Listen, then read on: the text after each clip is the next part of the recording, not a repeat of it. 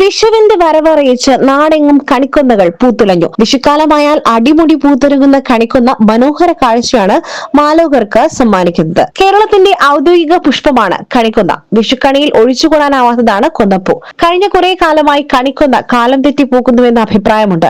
അതിന് കാരണം കാലാവസ്ഥാ മാറ്റമാണെന്നും പലരും പറയുന്നു. കേരളത്തിൽ വേനൽക്കാലം മൂർച്ഛിക്കുന്ന മാർച്ച് ഏപ്രിൽ മാസങ്ങളിലാണ് സാധാരണ കണിക്കൊന്ന പൂക്കുന്നത്.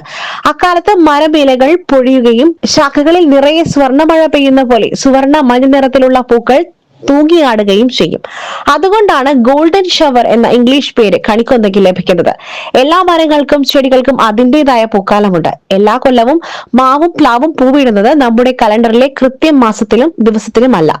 ഓരോ കൊല്ലത്തിലും അതിന്റെ വ്യതിയാനം കാണും. അതിൽ കൂടുതലൊന്നും കണിക്കൊന്നയ്ക്കും സംഭവിക്കുന്നില്ലെന്നാണ് ശാസ്ത്രലോകം പറയുന്നത്. അതാത് കൊല്ലത്തെ ഇടവപ്പാതിയുടെയും തുലാവർഷത്തിന്റെയും ഏറ്റക്കുറച്ചിലനുസരിച്ച് മരങ്ങളുടെ പൂക്കാലം അല്പം സ്വല്പം വ്യത്യാസപ്പെടുമെന്ന് പ്രമുഖ പരിസ്ഥിതി പ്രവർത്തകനായ എ കുഞ്ഞികൃഷ്ണൻ പറയുന്നു. പ്രത്യേകിച്ചും തുലാവർഷം കുറയുകയും തുടർന്നുള്ള വേനൽ കൂടുകയും ചെയ്താൽ കൊന്നമരം ഒരൽപ്പം നേരത്തെ പൂത്തന്നിരിക്കും. ദിനാന്തരീക്ഷ സ്ഥിതിയും കാലാവസ്ഥയും ചെടികൾ തളർക്കുന്നതിനെയും പൂക്കുന്നതിനെയും സ്വാധീനം ചെലുത്തുന്നുണ്ട്. അന്തരീക്ഷത്തിലെ നീരാവിയുടെ അളവും ഊഷ്മാവും ചെടികളെ ബാധിക്കുന്നുണ്ട്.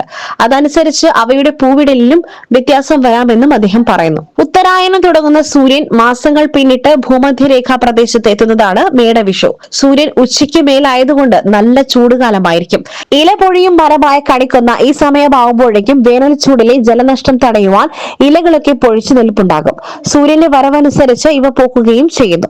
വിഷുവിന്റെ വരവറിയിക്കുന്ന വിഷുപക്ഷിയും നമുക്കുണ്ട്. വൃക്ഷവാസിയായ വിഷുപക്ഷിയെ കതിര് കാണാക്കിളി, ഉത്തരായണക്കിളി, ചക്കക്കുപ്പുണ്ടോ, കുഴിൽ എന്ന പേരുകളിലും അറിയപ്പെടുന്നുണ്ട്.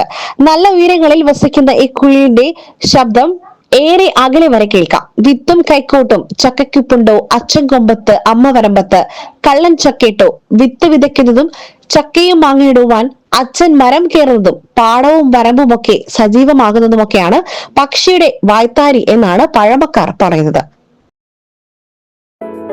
Gold, pure gold. Group Nilambur.